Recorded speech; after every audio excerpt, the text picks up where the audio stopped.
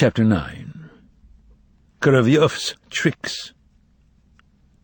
Nikanor Ivanovich Besoy, chairman of the House Committee of 302B Sadovaya Street in Moscow, the residence of the late Berlioz, found himself inundated with problems, which had started during the night between Wednesday and Thursday. At midnight, as we already know, Zhildjibin arrived as part of a commission which summoned Nikanor Ivanovich, informed him of Berlioz's death, and then went with him to apartment number 50. There the papers and belongings of the deceased were put under seal. Neither Grunya, the maid, nor the frivolous Stepan Bogdanovich was in the apartment at the time. The commission told Nikanor Ivanovich that they would remove the deceased's papers in order to sort them out, that the deceased's living space, that is to say his 3 rooms, the study, living room, and dining room that had once belonged to the jeweler's widow, would revert to the House Committee, and that the deceased's belongings would be kept where they were under seal until notification of the heirs. News of Berlioz's death spread throughout the building with supernatural speed, and Besoy started getting calls at 7 o'clock Thursday morning. Then people began showing up in person to submit claims for the vacated rooms. Within 2 hours, Nikanor Ivanovich had received 32 such claims. They contained pleas, threats, slanderous gossip, denunciations, offers to undertake renovations at their own expense, references to unbearable overcrowding and the impossibility of sharing an apartment with bandits. Included, too, was an artistically powerful and gripping account of someone stealing pyelnyeni from apartment number 31 and stuffing them into a jacket pocket, plus 2 threats of suicide and 1 confession of a secret pregnancy. Nikanor Ivanovich was constantly being called out into the hall of his apartment, grabbed by the sleeve, whispered to, winked at, and promised a little something for his efforts. This torment lasted until noontime, when Nikanor Ivanovich simply fled from his apartment and went to the office at the main entrance, but when he saw people were on the lookout for him there as well, he took off again. After managing somehow to escape the people who chased him across the asphalt courtyard, he took refuge in entranceway number 6, and then climbed upstairs to the 5th floor, and that vile apartment, number 50. After catching his breath on the landing, the corpulent Nikanor Ivanovich rang the bell, but no one came to the door. He rang a 2nd time, and a 3rd, and began grumbling and cursing under his breath. Even then no one answered. Finally he lost his patience, took a bunch of duplicate keys belonging to the housing administration out of his pocket, opened the door authoritatively, and walked in. "Hey there, maid!" Nikanor Ivanovich shouted in the semi-dark hallway. "What's your name? Grunya, is it? Are you there?" No one replied. Then Nikanor Ivanovich took a folding ruler out of his briefcase, removed the seal from the study door, and stepped inside the room. Or rather, he was just starting to step inside when he stopped in amazement in the doorway and even gave a shudder. Sitting at the deceased's desk was a stranger, tall and emaciated, and wearing a checked jacket, jockey cap, and pince-nez. Well, in short, you know who. "And who might you be, citizen?" asked Nikanor Ivanovich in a frightened voice. "Hello, Nikanor Ivanovich!" the unexpected citizen called out in a quavering tenor, and leaping to his feet, he greeted the chairman with an abrupt and forceful handshake. Nikanor Ivanovich was hardly enthralled by this welcome. "Excuse me," he began suspiciously, "but who exactly are you? Are you here in an official capacity?" "Ah, Nikanor Ivanovich," the stranger exclaimed confidingly, "how do you define official and unofficial? All that depends on your point of view. All that is arbitrary and relative. Today I'm unofficial, but tomorrow I might be official. And vice versa, of course, or even something worse." This kind of reasoning gave no satisfaction whatsoever to the chairman of the House Committee. A suspicious person by nature, he decided that the bombastic citizen was certainly unofficial and maybe even superfluous. "So who are you? What's your name?" the chairman asked with increasing severity, and even began to bear down on the stranger. "My name is," replied the citizen, unperturbed by the severity of tone, "well, let's say Korovyov." And wouldn't you like a bite to eat, Nikanor Ivanovitch? No need for ceremony, huh? I beg your pardon, began Nikanor Ivanovitch, by now indignant. But what in hell does a bite to eat have to do with this? However unpleasant it may be, one must admit that Nikanor Ivanovitch was by nature somewhat rude. You have no right to be in the deceased's quarters. What are you doing here? And won't you sit down, Nikanor Ivanovitch? Cried the citizen, without losing his composure, and making a great display of offering the chairman a seat. Absolutely enraged, Nikanor Ivanovitch refused to sit down and shouted, "Who are you, anyway?" "I serve, if you please, as an interpreter for the foreign visitor currently residing in this apartment," explained the fellow, who called himself Korovyov, as he clicked the heel of his scuffed red shoe. Nikanor Ivanovitch's mouth fell open. The presence of a foreigner in the apartment, and with an interpreter no less, came as a complete surprise to him, and he demanded an explanation. The interpreter was happy to oblige. The foreign artiste, Mr. Volant, had been graciously invited by the director of the Variety Theatre, Stepan Bogdanovich Lekhodyeyev, to stay in his apartment for the duration of his tour, approximately a week, and yesterday Stepan Bogdanovich had written to Nikanor Ivanovitch to that effect, with a request that he issue the foreigner a temporary residence permit, since he, Lekhodyeyev, was going to Yalta.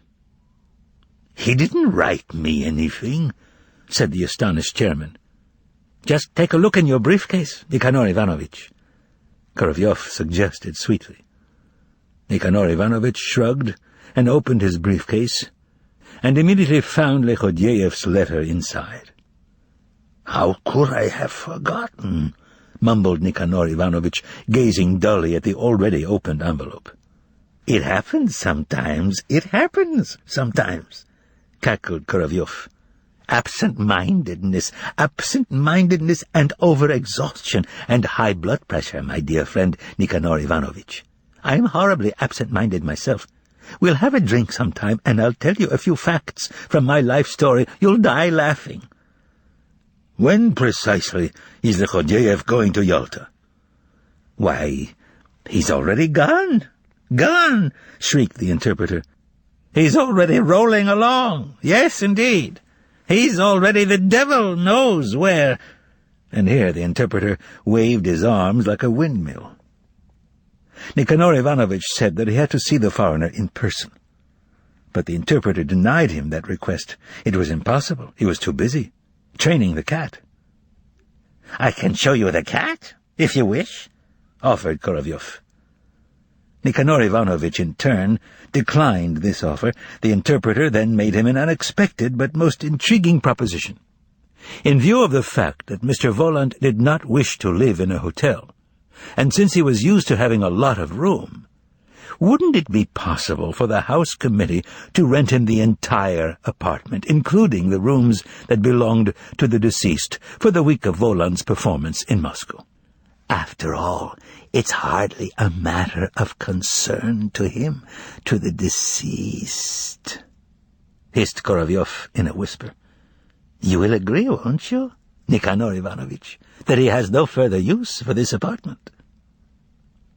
Somewhat confused, Nikanor Ivanovitch protested that foreigners were supposed to stay at the Metropole and not in private apartments. "I tell you, he's fussy as the devil," whispered Korovyov. "He just doesn't want to, doesn't like hotels. I've had it up to here with these foreign visitors." Korovyov complained confidentially, poking a finger at his veiny neck. "Believe me, they run you ragged. They come here, and they either snoop around like a son of a bitch, or they wear you out with their whims. This isn't right, that isn't right. Besides, Nikanor Ivanovitch, your committee has everything to gain and nothing to lose. He doesn't begrudge any expense." Korovyov glanced around, and then whispered in the chairman's ear, "He's a millionaire." The interpreter's proposition made a lot of practical sense. It was a very solid proposal, but there was something decidedly unsolid about his manner of speaking, his attire, and that sickening, totally useless pince-nez. As a result, a vague sense of uneasiness troubled the chairman's soul, but he decided to accept the offer anyway. The fact of the matter was that the House Committee had incurred, alas, an enormous deficit. They had to buy heating oil for the fall, and where the money would come from was a mystery. Maybe the foreign visitors' money would get them out of the hole. Even so, the businesslike and cautious Nikanor Ivanovich said that he would first have to clear the matter with the in-tourist office. "I understand," screeched Korovyov. "How could you not sort things out? It's essential. Here's the telephone, Nikanor Ivanovich. Why don't you sort them out right away? And don't be embarrassed to ask for money," he added in a whisper as he drew the chairman toward the phone in the hall. "Who can you get money from, if not from him? If you could only see the villa he has in Nice next summer when you go abroad, make sure you go and have a look. You'll faint." All the arrangements with the in-tourist office were made over the phone with a swiftness that amazed the chairman. It turned out that they already knew about Mr. Volant's plans to stay in Lekhodyeyev's private apartment, and they had no objections whatsoever. "Marvelous!" cried Korovyov. A bit dazed by his constant chatter, the chairman said that the House Committee agreed to rent apartment number 50 for a week to the artiste Volant at the rate of— Nikanor Ivanovich stammered somewhat and said, 500 rubles a day. At this point, Korovyov really bowled the chairman over. Winking roguishly in the direction of the bedroom where the cushioned leaps of a heavy cat could be heard, he hissed, "That comes to 3,500 for the week, right?" Nikanor Ivanovich quite expected him to add, "You've got quite an appetite, don't you, Nikanor Ivanovich?" But again Korovyov surprised him. "You call that money? Ask for 5,000. He'll pay it." Nikanor Ivanovich gave a confused grin and failed to notice that he was standing next to the deceased's writing desk, where Korovyov was drawing up 2 copies of a contract with great speed and agility. Next, he whisked them into the bedroom and returned with both copies signed in the foreigner's scrawling hand. The chairman signed the contract too. Here, Korovyov asked for a receipt for the 5,000. "Write it out, Nikanor Ivanovich, write it out. 5,000 rubles. And then, in a manner ill-suited to the seriousness of the occasion, he said, "Eins, zwei, drei," as he counted out 5 stacks of fresh banknotes for the chairman. This was done to the accompaniment of Korovyov's little jokes and quips, such as, "A penny saved is a penny earned," "A fool and his money are soon parted," and other things of that sort. After recounting the money, the chairman took the foreigner's passport from Korovyov in order to make out a temporary residence permit, and then put it, along with the contract and the money, into his briefcase. Unable to control himself, he bashfully asked for a free pass to the show.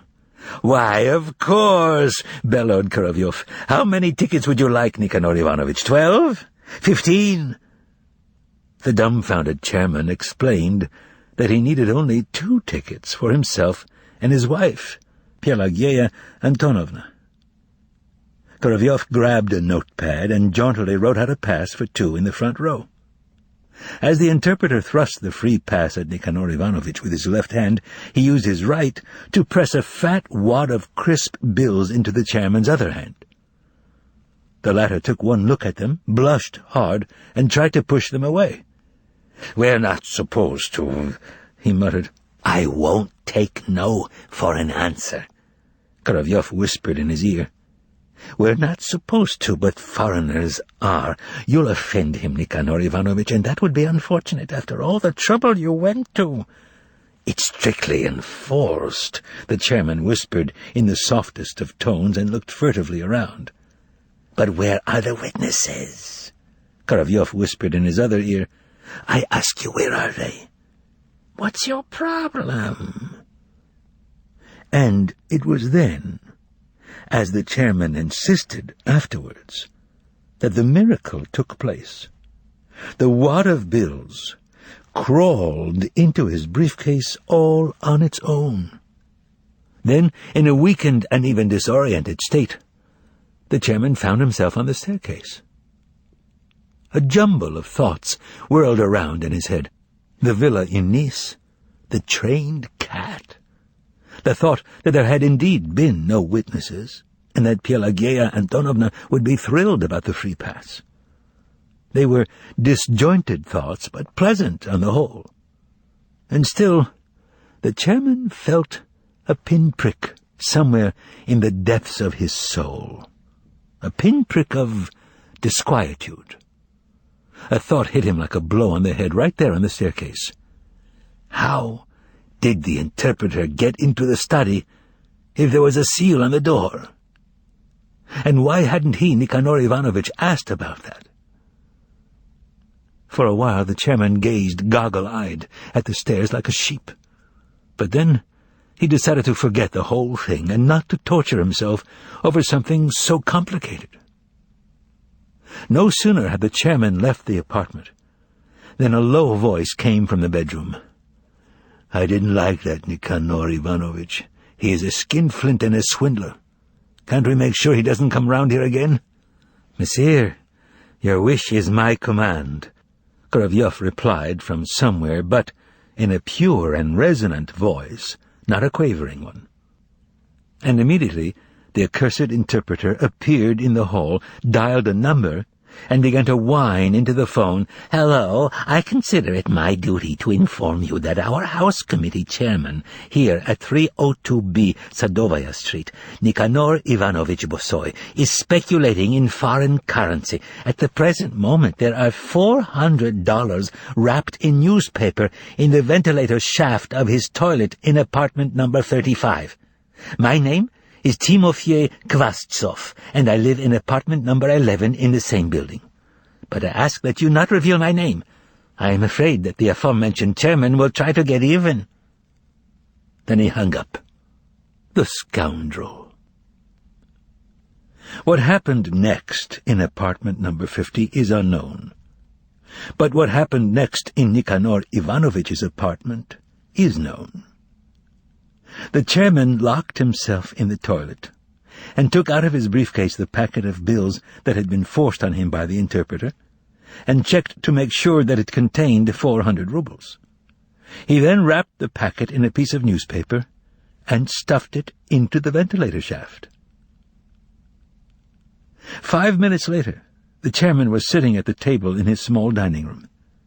From the kitchen his wife brought him a plate of neatly sliced herring smothered with chopped scallions. Nikanor Ivanovich poured himself a small carafe of vodka, drank it down, poured another, drank that down, speared 3 pieces of herring on his fork, and at that moment the doorbell rang. Pelageya Antonovna had just brought in a steaming saucepan, one glance at which was enough to guess that the pan contained, in the very thick of the piping hot borscht, the most delicious thing in the world, a marrow bone. His mouth watering, Nikanor Ivanovich began howling like a dog. "Damn you to hell, they won't even let you eat. Don't let anyone in. I'm not here. If it's about the apartment, tell them to stop hounding me. There'll be a meeting in a week." His wife ran into the entry hall, while Nikanor Ivanovich dipped a ladle into the fire-breathing lake and fished out the bone, which was cracked lengthwise. At that moment, 2 men walked into the dining room, accompanied by a very pale Pelageya Antonovna.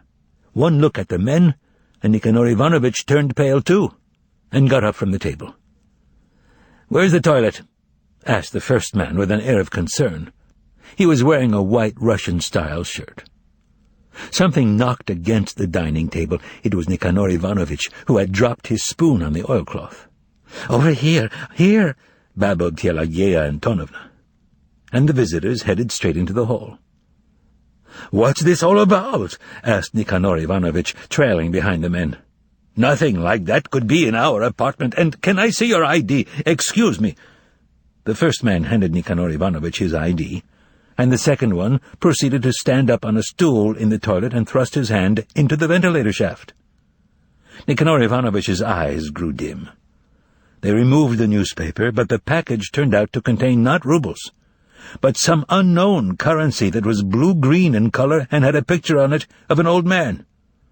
Nicanor Ivanovich saw all this in a haze, however. Spots were swimming in front of his eyes. "There are dollars in the ventilator shaft," said the first man thoughtfully. In a soft and polite voice he asked Nicanor Ivanovich, "Does this packet belong to you?" "No," replied Nicanor Ivanovich in a terrified voice. "My enemies planted it there." "That does sometimes happen," agreed the first man, and added again softly, "But you'll have to hand over the rest of it, too." "I don't have any, nothing at all. I swear to God, I've never even touched the stuff," screamed the chairman in desperation.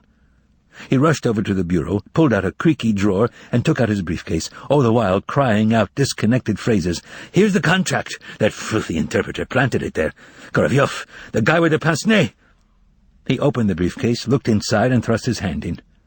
His face turned blue, and he dropped the briefcase into the borscht. There was nothing in the briefcase. Neither Stjopa's letter, nor the contract, nor the foreigner's passport, nor the money, nor the free pass. In short, nothing but the folding ruler. "Comrades," shouted the chairman in a fury, "take them into custody. There are evil powers in this building." No one knows what came over Pelageya Antonovna at that point, but she waved her arms and shouted, "Confess, Ivanovich! You'll get off easier!" Nicanor Ivanovitch's eyes became bloodshot, and he raised his fists over his wife's head, shouting hoarsely, "Oh, you damned fool!" Then he felt weak and sank into a chair, evidently deciding to bow to the inevitable. In the meantime, out on the landing, Timofey Kondratyevich Kvastsov was putting first his ear and then his eye to the keyhole of the chairman's apartment, dying of curiosity. 5 minutes later, the residents of the building who were in the courtyard at the time saw the chairman being led to the entrance gates by 2 men. It was reported that Nicanor Ivanovich looked terrible, tottered like a drunk as he passed by, and was mumbling something. An hour later, an unknown man appeared in apartment number 11, just as Timofey Kondratyevich was choking with glee and telling the other residents how the chairman had been carted off to jail. The stranger beckoned with his finger for Timofey Kondratyevich to come out of the kitchen and into the hall. He said something to him, and then they both vanished.